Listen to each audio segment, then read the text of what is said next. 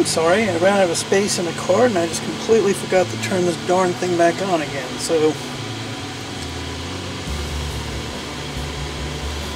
I am now beating the edge.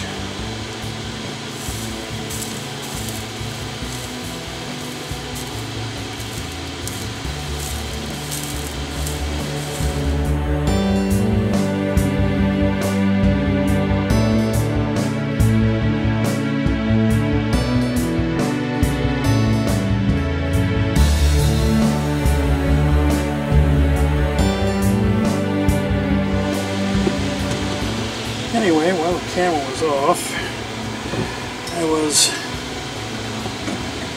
hard at it, getting all this stuff filled in,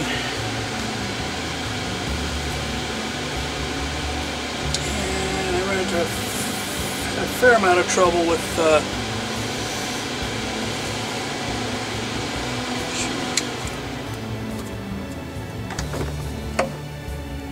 I had a fair amount of trouble, these gaps being too wide, letting flux fill in and just having this darn stuff just keep bubbling up. I mean, it was even worse on the back. I think I had the camera on while I was doing the back, so that was just not a pretty sight.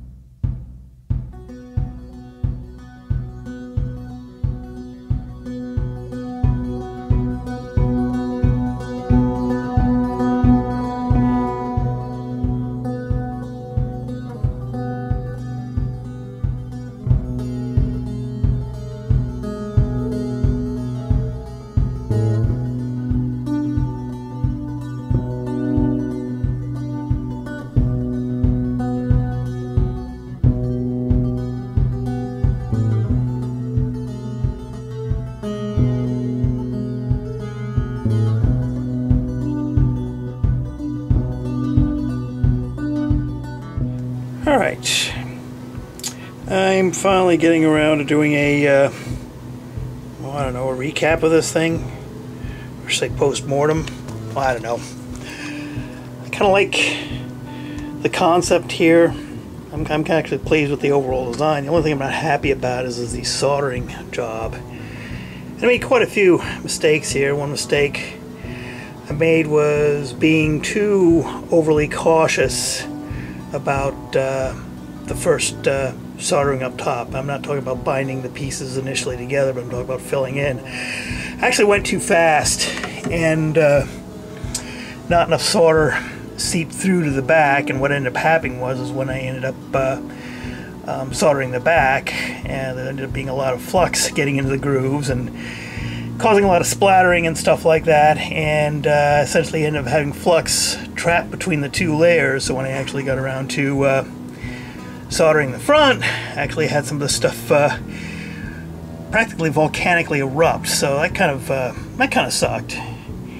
And another thing I'm not too happy with is the amount of the gaps between the pieces, and I think I kind of know what happened there. Was I separated each pieces with a pin, thinking, okay, that pin represented the thickness of the foil, but that's probably a little bit too thick, because I mean, the thickness of the pin itself is probably about a 32nd of an inch, and I'd used a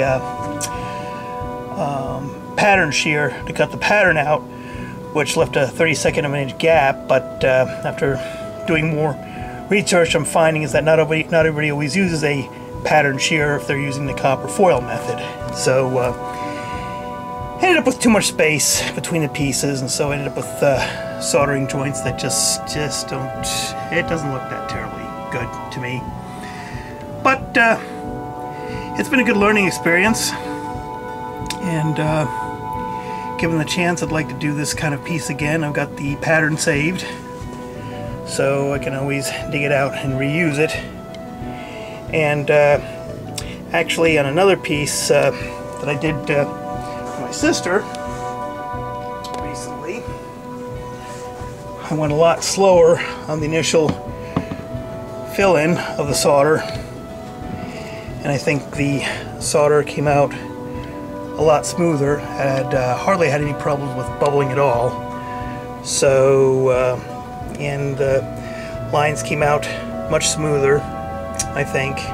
Another thing I think I want to do is try using narrower foil so I don't have quite as fat a bead on here. So I think that's what I might try next. But yeah, I took what I learned from this piece here and applied it to this, and this thing ended up coming out much better. So anyway, that's kind of it for this wild and crazy piece. Gosh, I gotta edit all this whole mess, so wasn't necessarily the most complete video series putting something like this together. Some gaps in it because I just the space doing the video, or just get so into what I'm doing and just not think of doing a video. But anyway, so that's it for this little series here.